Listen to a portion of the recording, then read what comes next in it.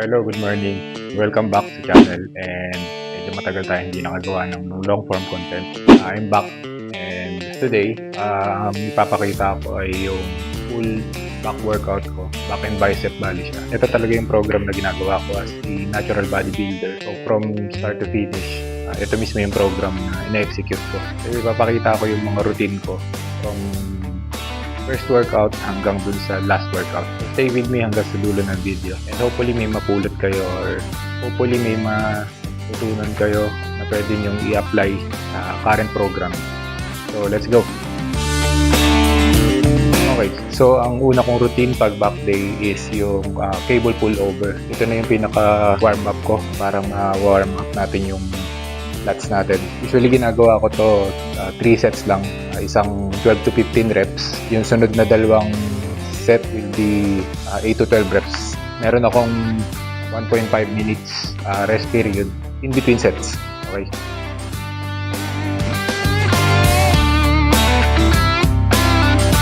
So nagsisimula ako sa weight na execute ko for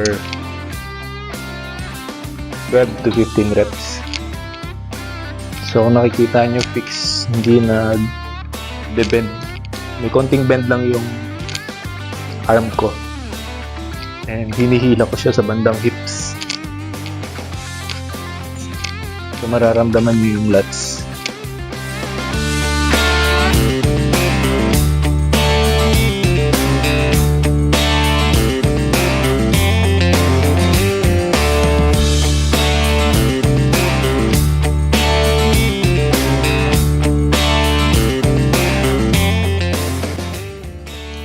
So bukod sa lats, tumatama rin to dun sa serratos na tinatawag, yung parang kaliskis. Ito. Meron pa akong dalawang set bago tayo mag-proceed dun sa second routine ko. So this is my third set na. Hindi ko na na-record yung second set. And this is the third set and last set for this routine. Proceed na tayo dun sa sunod.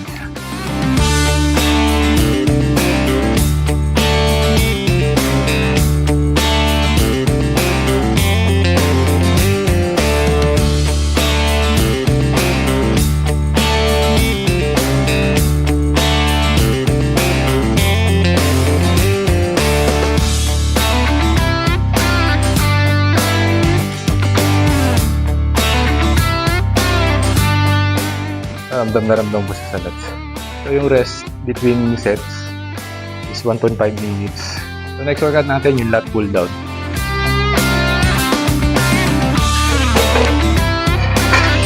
Okay, so ang sunod na workout natin is yung lat pull down. So obviously, para din sa lats. So since na-warm up na natin yung lats natin dun sa unang routine, so tuloy-tuloy na natin sa lats. Ito yung lat pull down machine. Kung hindi available tong machine na to sa gym, pwede rin naman yung conventional na lat pull down, yung bar. Pero maganda tong machine na to. Kasi nasanay ako dun sa lat pull down na conventional. Then nung nakakapagbuhat ako dito sa gym na to, na-try ko to. Maganda yung tama. So 4 sets ako dito, 8 to 12 reps.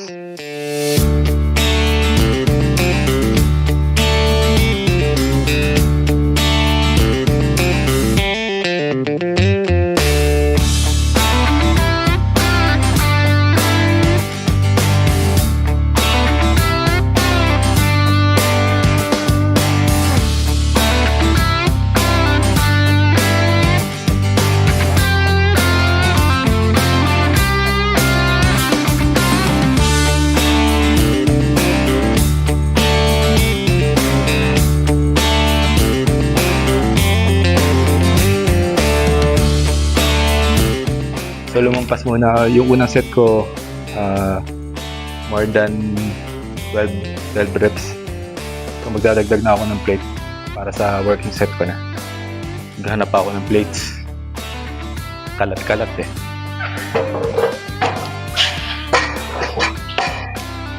So 1.5 minutes rest period. Maganda dito sa machine na to compared dun sa conventional na bar, yung lat pull down. Isolated. Makikita nyo ito, may sarili siyang weights. So isolated yung magkabilang side. Second set, working set.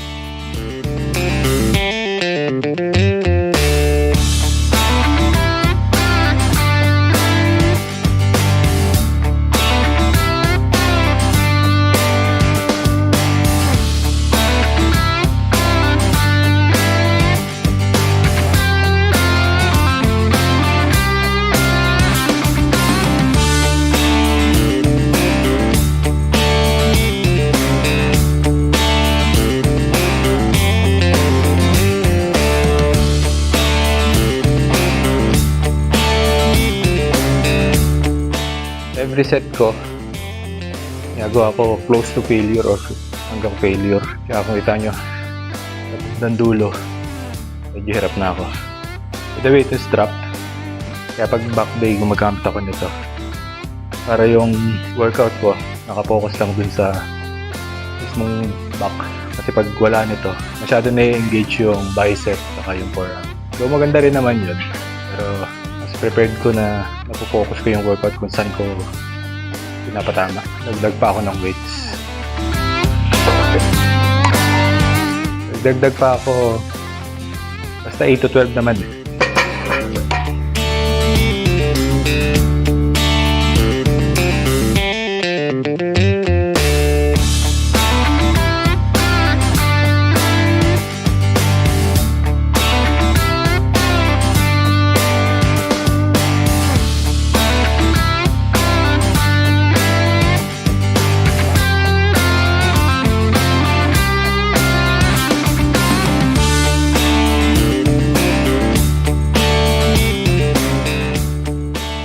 So last set ko na dito. Usually pala pag last set ko, ginagawa ko drop set. So since mag-isa ako na rin yung nagtatanggal ng plate. So failure, drop, failure ulit, drop. So, last set na tayo.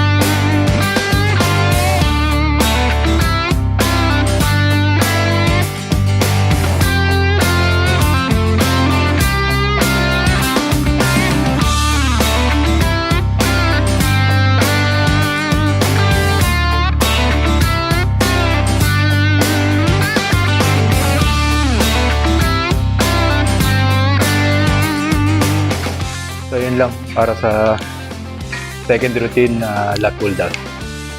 Proceed na tayo sa third routine natin. Gym etiquette. Balikin yung mga plates, hindi lang kayo gumagamit. So yung third machine. So yung third routine is dito sa machine na to. Alam ko hindi naman lahat ng gym may ganitong machine. So papakita ko lang. Dalawa yung handle niya.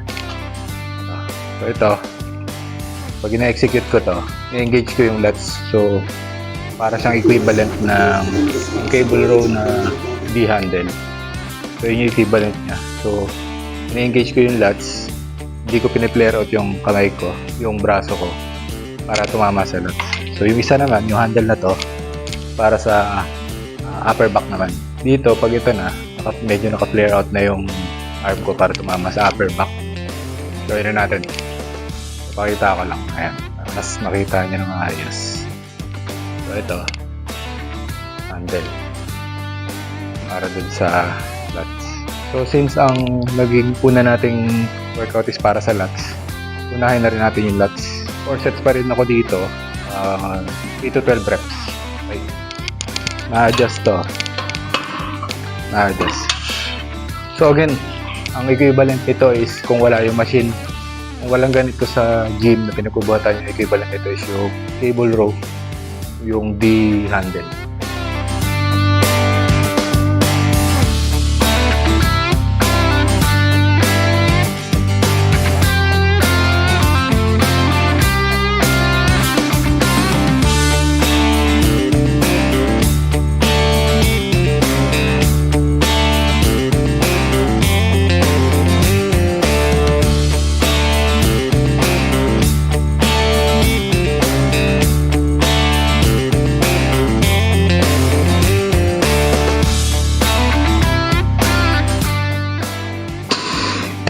tinasan ko para mas tumama sa lats, mas mababa yung pull.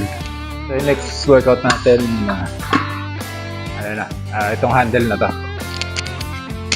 So tulad na sinabi ko, dito na yung medyo naka-flare out na yung ano ko para tumama sa upper back. Like that. And ang equivalent nito sa ibang gym kung wala nito, yung T-bar row, o kaya pwede nyo gawin yung sa cable, lagay nyo yung bar na pang lat pull down. So same lang din. O kaya barbell row. So lahat yan ang tama sa upper back.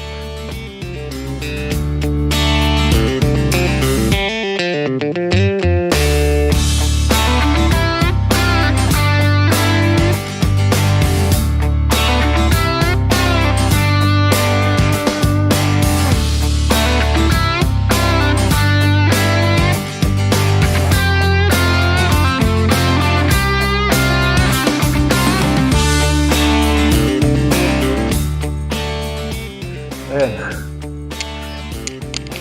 I-squeeze ko yung likod. Paghila. Squeeze. Okay. Set 1 yun. So, 3 sets more. Kasi 4 na set ako. So, this is 4th set na.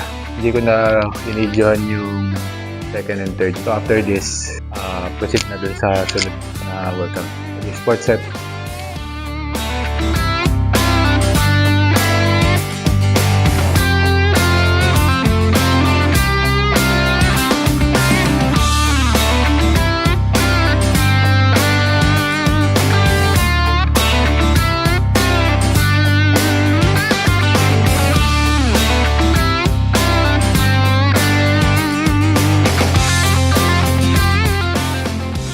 Next workout tayo.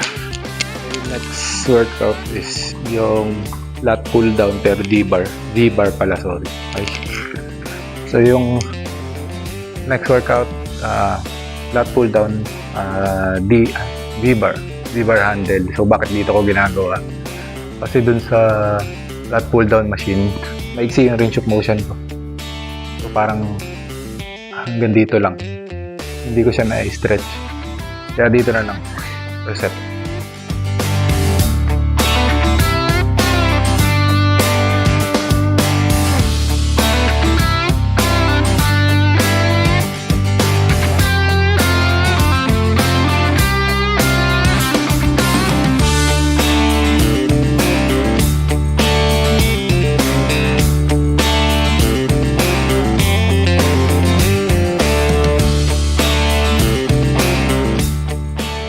So, saan nag-work to? Work to sa lats pa rin, pero sa lower part ng lats. So, mararamdaman nyo naman yun. Mind and muscle connection. Squeeze. Ito tayo with 4th set na. Hindi ko na binidyo yung second and third. Ito na yung bali yung last routine ko sa back workout. So, ang sunod ko na, bicep na ako. So, last workout to, last routine ko para sa back. So, last routine, drop set ulit.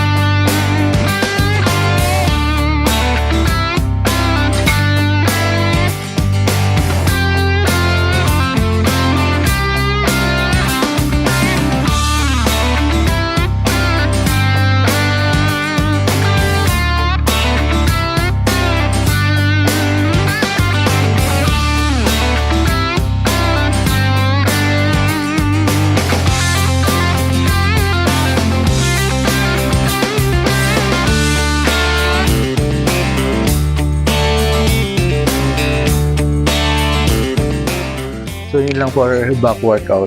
Ang sunod is bicep. Current condition ko.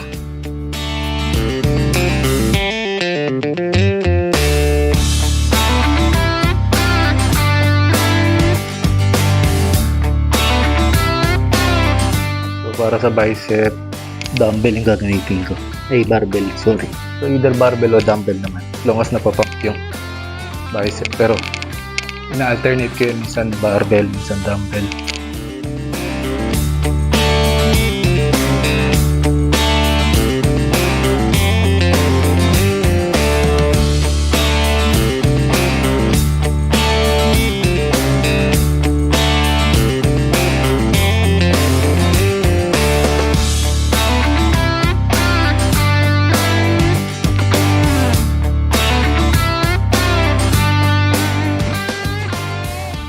Bicep, ano lang, ginagawa ko personally 3 set lang ng regular bicep curl, tapos hammer 3 set lang din, 8 to 12 reps.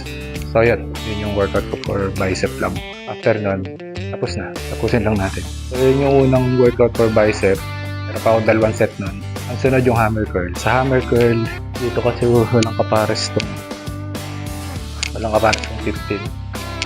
So alternate hammer curl.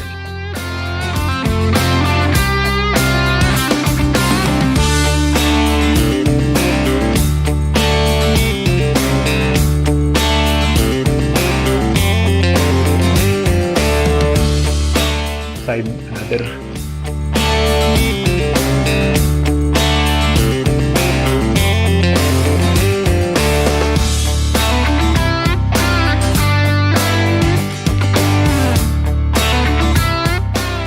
So kung may kapare sa ano yun, dalawa sabay, 8 to 12 reps din.